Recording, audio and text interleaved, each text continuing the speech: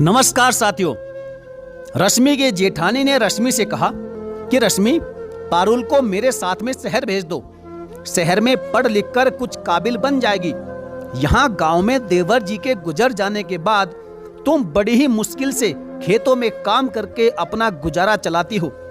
तुम कैसे इसको 12वीं के बाद पढ़ा पाओगी? अभी तो यह 8वीं क्लास में है।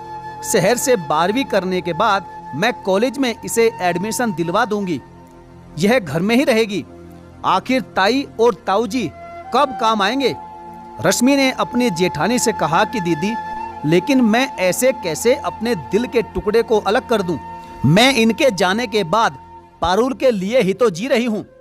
अरे हम कोई और नहीं, तुम्हारे अपने हैं। पारुल को इस गांव में तुम क्या दे पाओगी? शहर में उसके लिए कितने ही रास्ते खुल जाएंगे। पारुल जो चाहेगी हम उसे पढ़ाएंगे।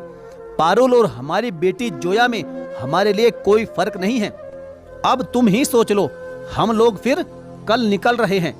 रश्मि की जेठानी विमला ने बड़ी ही प्यार से मिश्री घोलते हुए बड़ी मीठी आवाज में कहा। रश्मि सोचने पर मजबूर हो गई कि पारुल पढ़ाई में बहुत अच्छी है, पढ़ लिख कर अपने पैरों पर खड़ी हो जाएगी। आखिरकार बेटी की भलाई का सोचकर दिल पर पत्थर रखकर उसने पारुल को जेठ और जेठानी के साथ में शहर भेज दिया। जाते जाते विमला ने उसे दिलासा दिया कि हर हफ्ते वह फोन पर उसकी बात करवा दिया करेगी। जाते वक्त पारुल बेहद ही उदास थी। आखिरकार बच्ची ही तो है। पहले पिता चले गए, अब माँ का साथ भी छूट रहा है। रश्मि का भी दिल बेटी के साथ ही मानो जा रहा था। रश्मि को विमला ने कहा कि उसे चिंता करने की कोई भी जरूरत नहीं है। वे लोग छुट्टियों में पारुल को मिलवाने ले आया करेंगे। रश्मि गांव में रहकर अपना और सासू माँ का ख्याल रखे। शहर जाने के बाद तो शुरू में पारुल के हर हफ्ते फोन आते और पारुल के साथ साथ विमला से भी बात हो जाती। विमला ने बताया कि अच्छे स्कूल में पारुल का एडमिशन करवा दिया है। जोया वाले स्कूल में तो नहीं हो पाया क्योंकि पारुल की पढ़ाई का स्तर गांव में पढ़ने के कारण बहुत कम था। रश्मि निश्चिंत थी कि पारुल घर पर अपनों के बीच है, पढ़ाई लिखाई कर रही है। 2 महीने बाद फोन आने का अंतराल बढ़ने लगा। महीने में एक बार ही बात हो पाती, उसमें भी विमला साथ ही बात करती। विमला रश्मि को बताती कि पारुल की पढ़ाई के लिए वे लोग काफी मेहनत कर रहे हैं ताकि शहर के बच्चों के समान उसका लेवल आ सके। ट्यूशन भी लगवा दिया है उसका। रश्मि जेठ जेठानी के एहसान तले दब जाती। सासू माँ भी अपने बड़े लड़के और बहू यानी रश्मि के जेठ और जेठानी विमला का पूरे गांव में गुणगान करते हुए थकती नहीं थी। समय बीतता गया। अब पारुल को गए 1 साल हो गया। गर्मियों की छुट्टियां पड़ गई। रश्मि पारुल के आने का रास्ता देख रही थी। तभी विमला का फोन आया कि वे लोग हिल स्टेशन घूमने जा रहे हैं क्योंकि पारुल ने कभी पहाड़ नहीं देखे हैं, इसलिए उसे भी लेकर जा रहे हैं। इस कारण इस बार गर्मियों की छुट्टी में नहीं आ पाएगी। मौसम बदला, सर्दी की छुट्टियां भी आकर निकल गई, परंतु पारुल नहीं आ पाई क्योंकि विमला का पथरी का अचानक ऑपरेशन कराना पड़ा। रश्मि ने चिंता व्यक्त करते हुए पारुल को गर्मी की छुट्टियों में आने को कहा। ऐसे ही हर साल होता रहा और देखते देखते लगभग 4 साल बीत गए। विमला ने बताया कि पारुल 12वीं क्लास में आ गई है। अब कॉलेज जाएगी तो इस साल भी नहीं आ पाएगी। पारुल फोन पर हूं और हां में जवाब देकर रख देती। विमला ही रश्मि से बातें करती। रश्मि की सासू माँ भर भर कर बड़े बेटे और बहू को आशीर्वाद देती कि छोटे भाई की बेटी के लिए कितना कर रहे हैं। लेकिन अब रश्मि का मन पारुल से मिलने के लिए तड़प रहा था। पता नहीं क्यों उसको कुछ अजीब सा लग रहा था। एक दिन उसने पड़ोसन शशि को 2 दिन के लिए सासू माँ की देखरेख करने को मना लिया। सासू माँ को बताकर शहर जाने वाली रात की बस में बैठकर पारुल से मिलने जा पहुंची। जेठ जी के घर का पता उसके पास था जो कि सासू माँ से ले लिया था। जेठ जी का घर ढूंढने में कुछ समय लगा और वह जेठ जी के बंगले के बाहर पहुंच गई। इस समय सुबह के लगभग 8 बज रहे थे।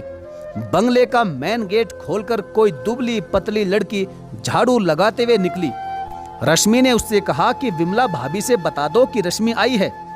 लड़की का मुंह झाड़ू लगाने के कारण झुका हुआ था। रश्मि की बात सुनकर झटके से उसने मुंह ऊपर उठाया। रश्मि को उस लड़की को देखकर गहरा धक्का लगा।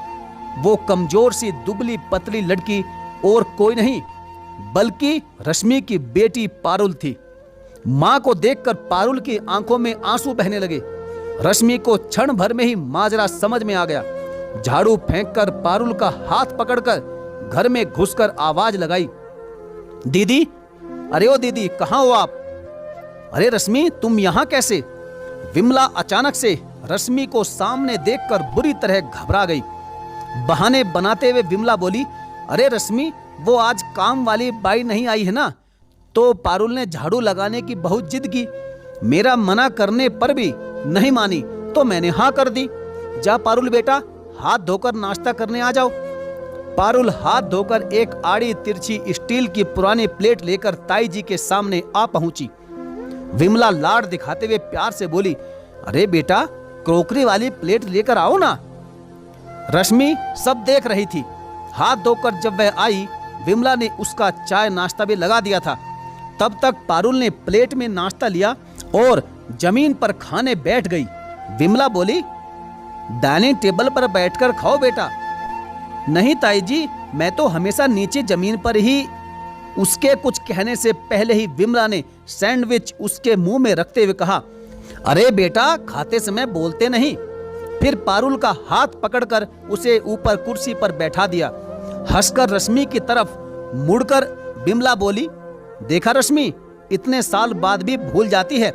गांव में नहीं, शहर में है, जब देखो जमीन पर बैठ जाती है। आओ तुम भी अपना नाश्ता करो।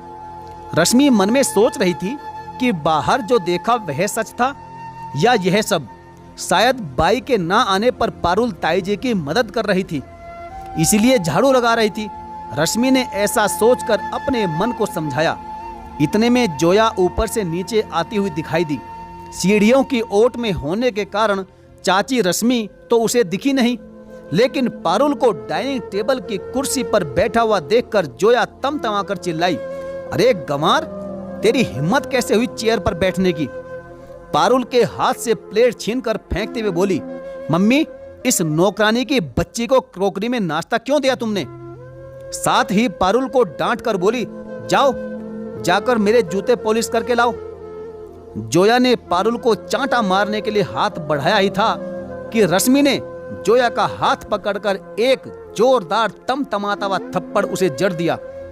अचानक चाची को सामने देखकर जोया सक पका गई और अपने गाल पर हाथ रखकर साइड में खड़ी रह गई। रश्मि ने गुस्से में कहा, दीदी, तो ये ख्याल रख रही हो तुम मेरी पारुल का? मेरी बेटी को नौकर बनाकर रख दिया, पढ़ने भी नहीं भेजती होगी ना पारुल को? तभी पारुल बोली, मम्मी, स्कूल की मैंने आज तक शक्ल भी नहीं देखी है। चल पारुल, अब और नहीं सहेगी तू, हम गांव जा रहे हैं अभी। इसी वक्त पारुल का हाथ पकड़कर रश्मि जाने लगी कि तभी जेठानी बोली, रुक जा रश्मि, मैं सच में पढ़ाऊंगी पारुल को। वो तो इसी का मन ही नहीं लगता था पढ़ने लिखने में।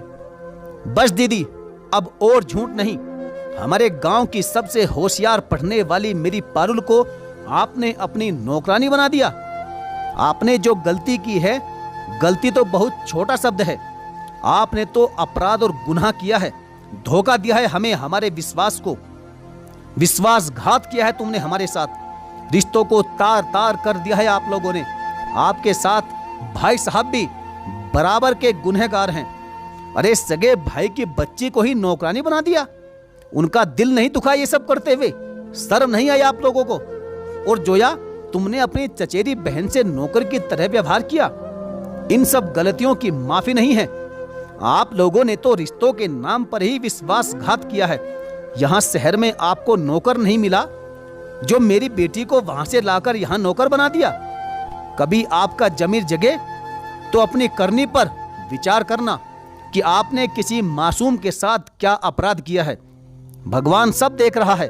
कहीं ना कहीं कभी तो आप सभी को अपने करने की सजा अवश्य जरूर मिलेगी। शोर शराबा सुनकर विमला के पति और रश्मि के जेठ भी नीचे आ चुके थे। हाथ जोड़कर रश्मि को रोकने की बहुत कोशिश की। रश्मि ने गुस्से भरी नजरों से देखा और कहा, भाई साहब, मैंने तो आपके ऊपर बहुत यकीन किया था, लेकिन आपने क्या किया मेरी बेटी के साथ? उसकी जिंदगी बर्बाद करके रख दी आप लोगों ने।